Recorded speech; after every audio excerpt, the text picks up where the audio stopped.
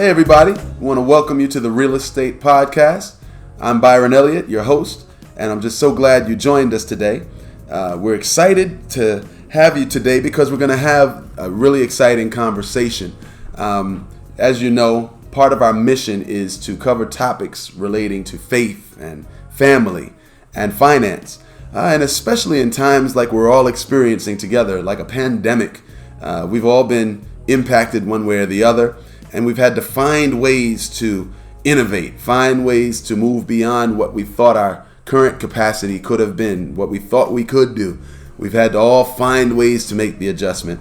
And so today's topic is going to talk a little bit about that, how you can do what you must do to make a difference, even in your own life, and then you'll see things happening that impact others. I'm excited. I'm really excited today because my guest today has come all the way from my house. And the beautiful part about it is I know her pretty well, but I want to share her with you today. She's one of the realest you'll ever meet. One of the realest you'll ever meet. And I want to introduce you today to my beautiful, lovely wife, LaTisha Elliott. Welcome. Thank you. I feel so welcome. You are welcome. You're always welcome on the Realist State. Because you're one of the realest that I've ever known. You're a person I know to be very brave, person I know to be very resilient, person I know to be willing to try all kinds of things. And the reason I asked you to be on the show today is because a few months ago you made a big announcement. Now, you want to talk to me a little bit about what was going on a few months ago and how that transition happened, what we announced a few months ago and where you are now? Yes. Thank you for this opportunity. Thank you for having me on the Realist State. It's been a pleasure watching this journey unfold. And like you said, maybe about 4 or 5 months ago now, it's been quite a while, we made a big announcement that I would be leaving the world of education proper, taking the big leap of faith and stepping out into the unknown. It's what we were called to do when God called us to the South from the North. And the manifestation of that happened to be during this time. So I was in education for 20 years, a good 20 years, elementary education, from teaching assistant to classroom teacher to instructional coach to building administrator. And the Lord had been speaking to us along the way, saying, step out on faith. There's more to be done. And then you, of course, have always been the encouraging one to say, if you want to do this, hey, if we did that, it'll be okay. God's got us. Yeah. And so we took that leap of faith. We stepped out into entrepreneurship. We stepped out into family-oriented business structures, and we haven't looked back. And the journey, of course, uncertain is not unsure, and so I'm enjoying it and thankful for this opportunity to have this conversation. That was deep, what you just said. She just said uncertain does not mean the same thing as unsure. Right. That means you don't have to have it all figured out before you figure out the fact that it's time to do something. Yes. You don't have to have all the details in place before it's time to move forward. That's pretty inspiring. Yeah, I am excited to be in this journey with you and partnered up with you in this walk of faith. Truth of the matter is, the Realist State, even this podcast, is an outgrowth of our company that we launched during this time. We're about a year old now, but we really intensified during some of the lockdowns and all of the changes of the pandemic. Yes. And what we're doing as Waterwalkers is literally walking on water. And we've got a little slogan we like to say, we're doing the impossible because we can. Simple as that, right? Yes. So tell me then, how has the experience been for you?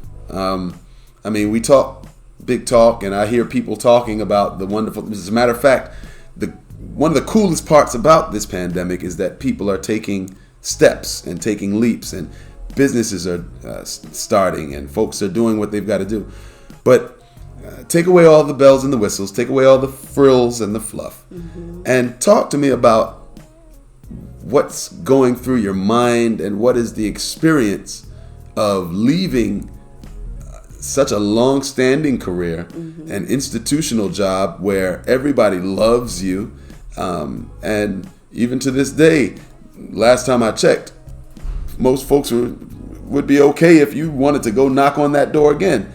But what's going through your mind? What's going on in you as you're making the choice to leave the stability of a W-2 income? Yes, that is the question of the year, because first and foremost, I'll say, as a disclaimer, there is no doubt in my mind that God led me this way. And so anything that I would speak of that might seem, negative or uncertain is not coming from a place of fear as far as my faith is concerned.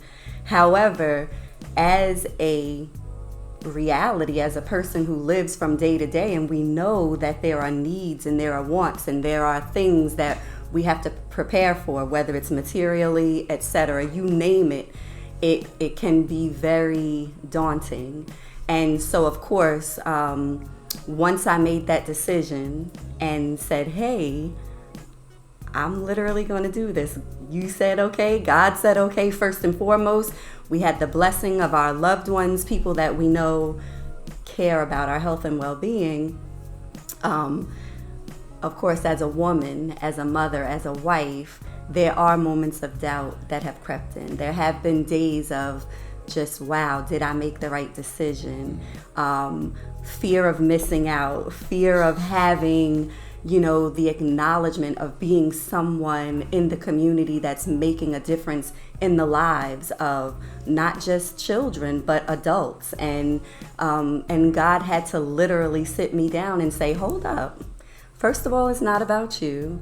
Second of all, you can make this impact in so many other ways, in so many different ways. And so I chose to acknowledge and embrace those human feelings. I went through periods of, sleeping late, trying to find my rhythm, just doing things, not realizing even how tired I was, how exhausted I was, and even how I had to unprogram myself from certain things, ways of thinking, ways of being. And so the journey, I wouldn't change anything for it. It hasn't been easy, but it has been joyous, it has been joyful, and it's definitely rewarding.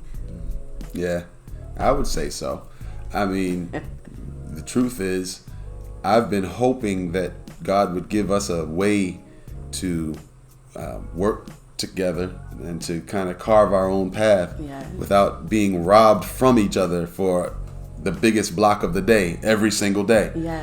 And the way I look at it, more power to everyone who has to hold down that 9 to 5, more power to you, because that's often the best way forward for a lot of folks. But what I've come to realize is that the time that you're devoting to an employer is time that you cannot possibly be devoting to your family. Yeah. And it's time that you can't possibly be devoting to yourself.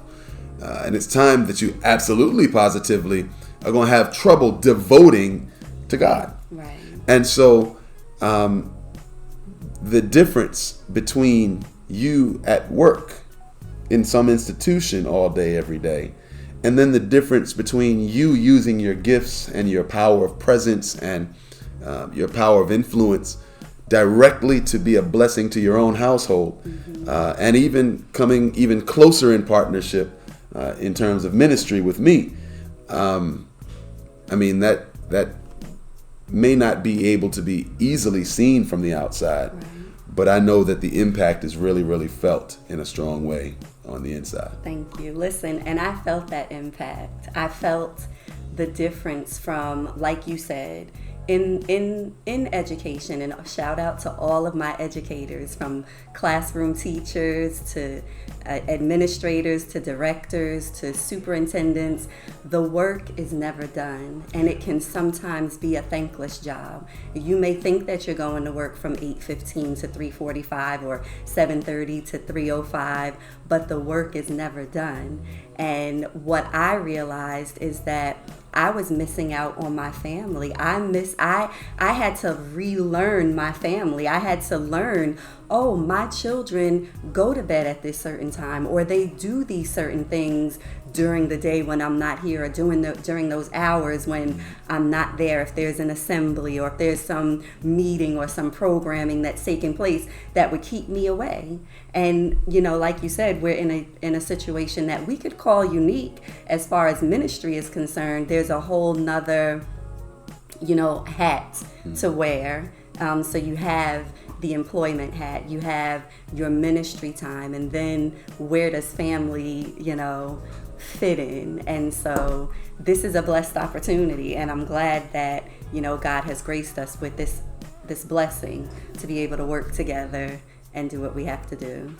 Nice. Now, I've got a couple of questions loaded up that I know I want to kind of put in your court so you can address them. Okay. But before we even go there, I might have answers. I don't know. It's not about answers. It's about better questions. Okay. We're good. And we'll just flow through the conversation.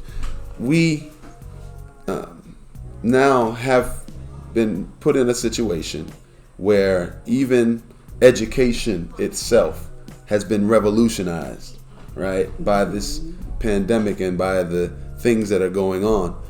And so having one of our daughters being a third-year college student this year, and our other daughter being a third-year high school student this year, and both of them having to make the transition, do you think that part of your decision was informed by,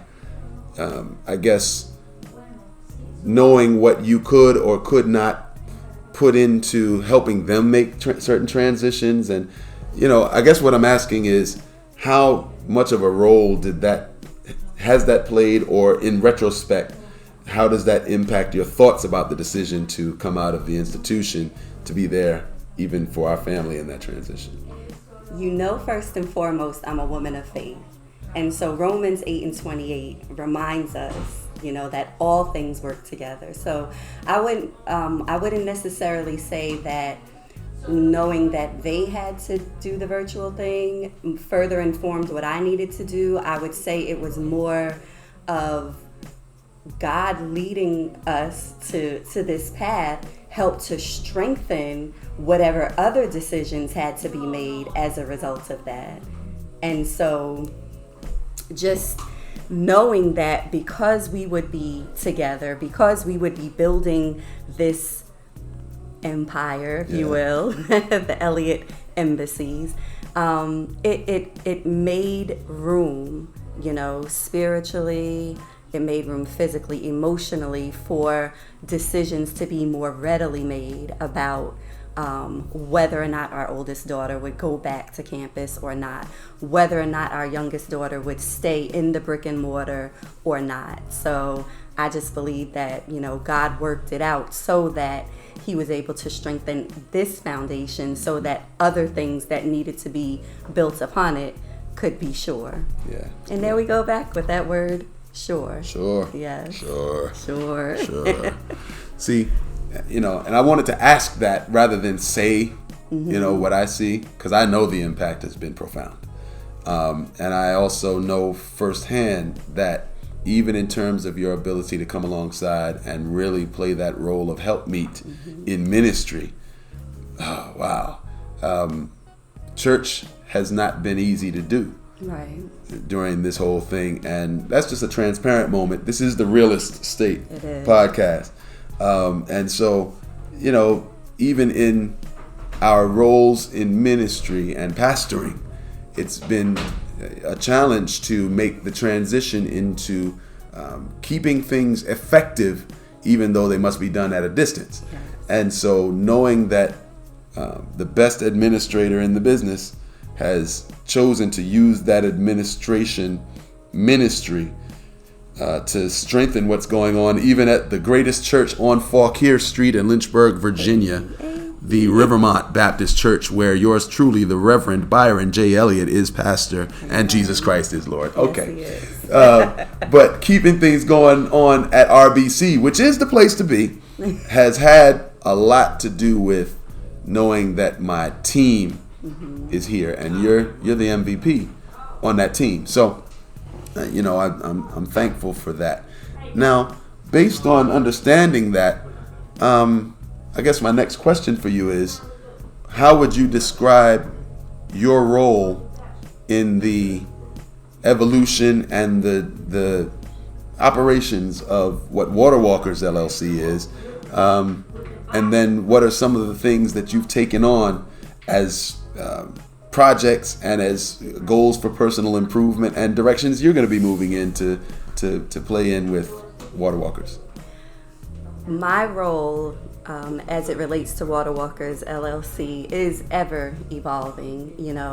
It is a very intricate role to play as a wife and a mother to our team that is ever expanding. But so I guess you could say office administrator, co-chief in. Let me just cut you off just so folks don't wonder what's going on. So we're working in a wonderful workspace, in a wonderful co-working space where there's people making things happen just on the other side of that door. So if you hear a little noise in the background, don't pay too much attention to it. It's actually productivity in the works. I just didn't want anyone to be thrown off by that. Now, come on. Right. I thought I was saying the wrong thing or something. No, you're right on target, okay. But I need to make sure the wonderful people on the other side of the door weren't messing up what you were expressing. Okay. Yes, so basically, I guess if I had to say it this way, I would be the glue that is helping to keep the company together. We literally have team meetings. We have scheduled times where we come together and we meet. We have planning sessions. We are doing these things, and that's just a couple of things to name very, very many. But as Waterwalkers LLC is a growing investment company that seeks to help our people in our community to become homeowners, to be more financially literate, we're working to provide classes on home buyers education. We're working to promote home ownership and just, help our people to realize that with a shift in mindset that we can be free, whether that's financially, whether that is in our faith, or whether that it has, relative to our family.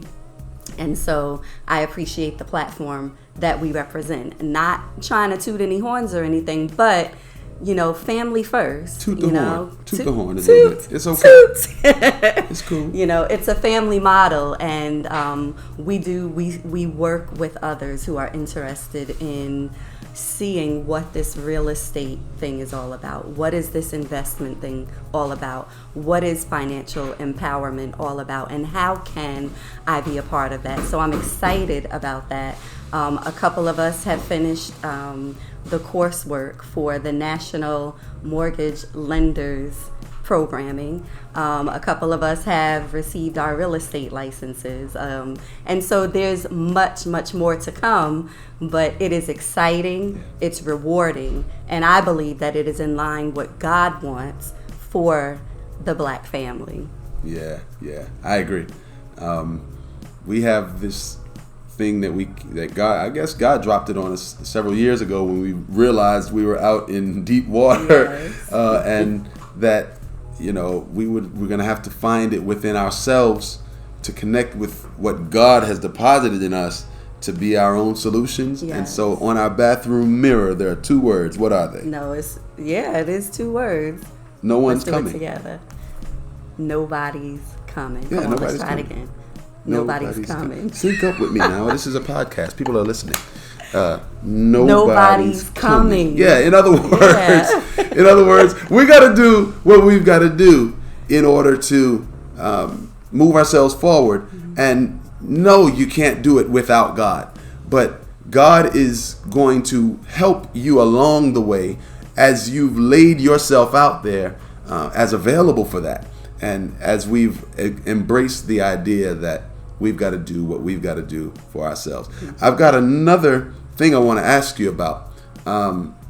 What are some of the day-by-day things or some of the processes that have been helpful for you in making this transition from one mindset to the next mindset, from a W-2 40-hour a day, a 40-hour day, 40 hour, it feels like it, right? Yeah. A 40-hour a week employee to being an entrepreneur or co-entrepreneur with me. What are some of the things you've been doing to soothe your spirit or to move you along in your transition? That's a great question.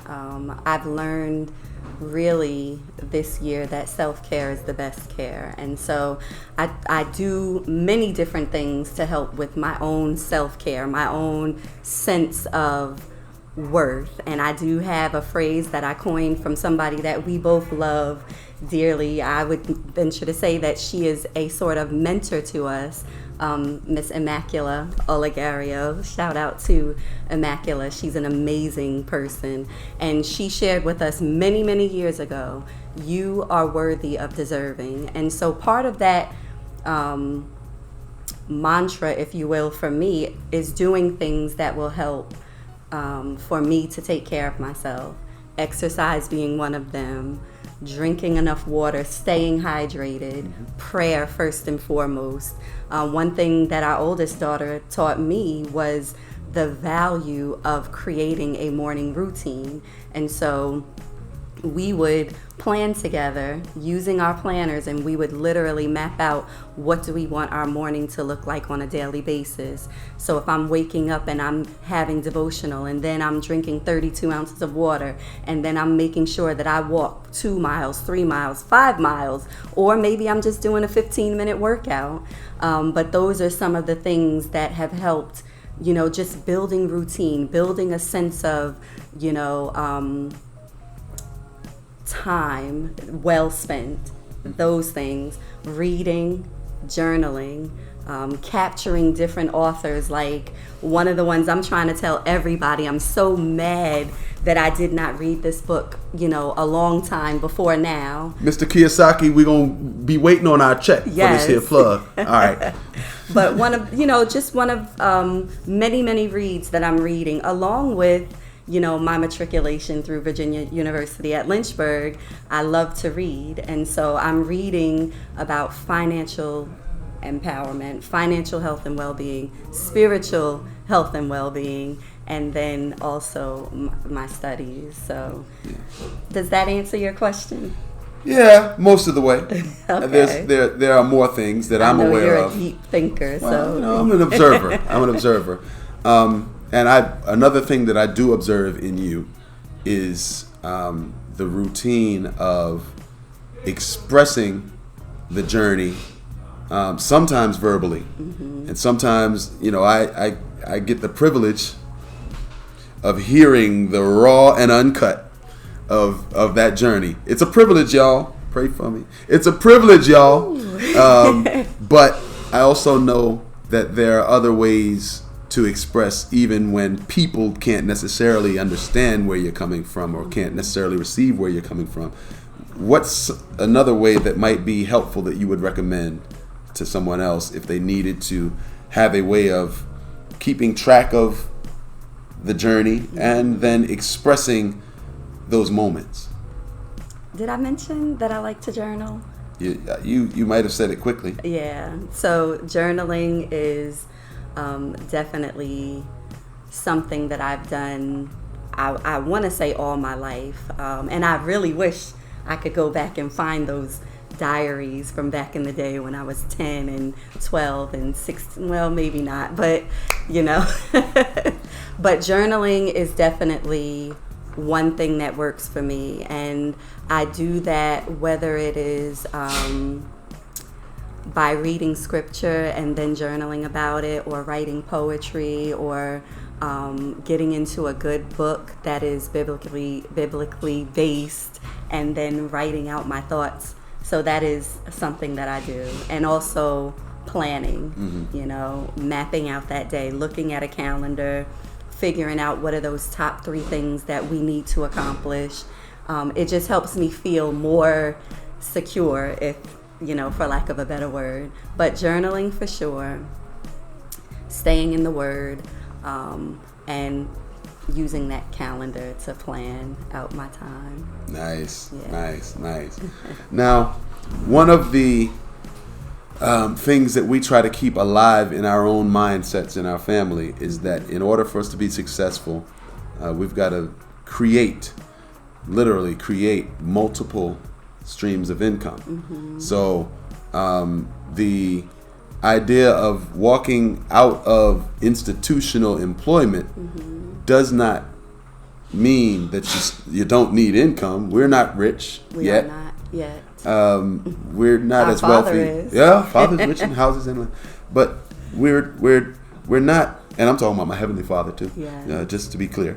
And the truth is, we do need income. Income is important, but if the goal is generating wealth, then your income stream that you're living off of, or that is paying the bills in the present, can't be the only stream of income if we are to accumulate wealth. Right. So you've taken another leap of faith and made some really, really good connections that are a blessing to us and a blessing to so many others. Mm-hmm.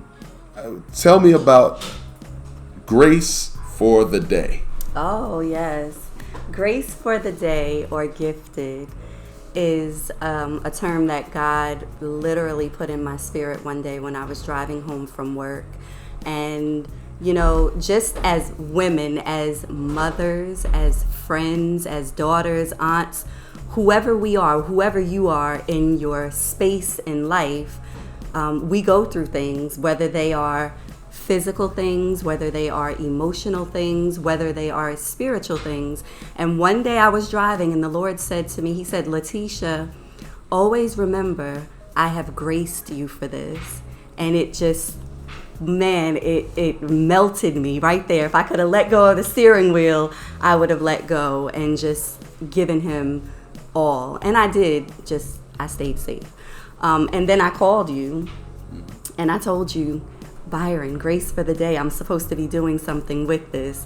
Well, my reminder from God is that no matter what we go through, we're going to grow through it. And he gives me a peace about that, because this life, this journey is not a sprint, but it's a marathon. And He has taught me, no matter how old you are, no matter where you are in life, the reason why we're here is because of Him, and He's graced us for that. So gifted, or Grace for the Day, is a reminder to embrace where we are and know that that is a gift from God.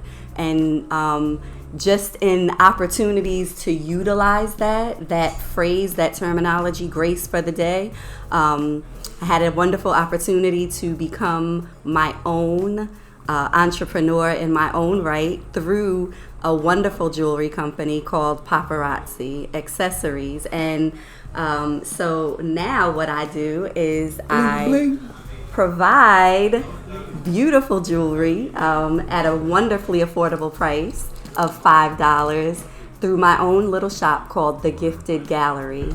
And gifted is Grace for the Day.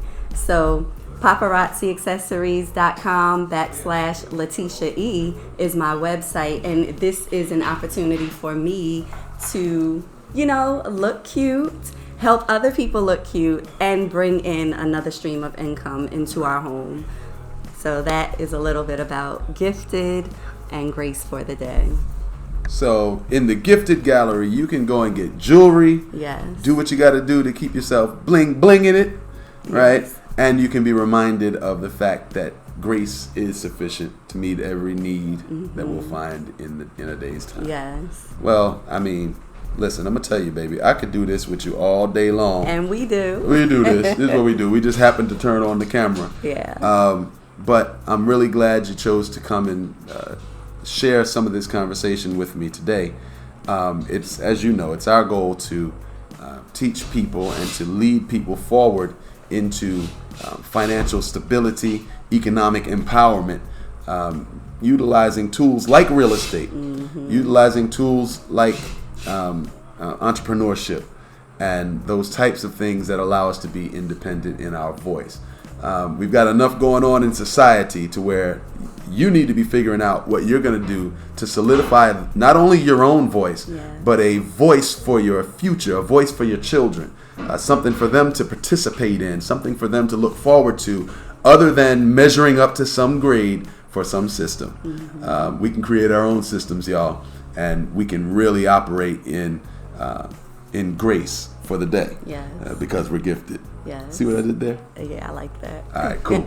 Well, we're going to wrap up this episode, but this definitely won't be the last time you see my beautiful wife, LaTisha Elliott, as part of the Realist State podcast. We're going to do what we've got to do to stay regular in these types of conversations. We're going to come back on and talk about some other exciting things that are going on. So we invite you to like, share, subscribe, put this everywhere, every social media platform you have access to. Get it there. Help us get it there. If you know of a place where this podcast would be helpful or should be shown to somebody, reach out to us. We'll do what we've got to do to make that connection, so that we can empower one another through conversations about real stuff. This is the Real Estate Podcast. I'm Byron J. Elliott, your host. This has been my beautiful guest, LaTisha Elliott, my wonderful wife. And we are going to tell you goodbye right now. But before I let you go, I got to remind you, wherever you go, whatever you do, always remember, keep it real.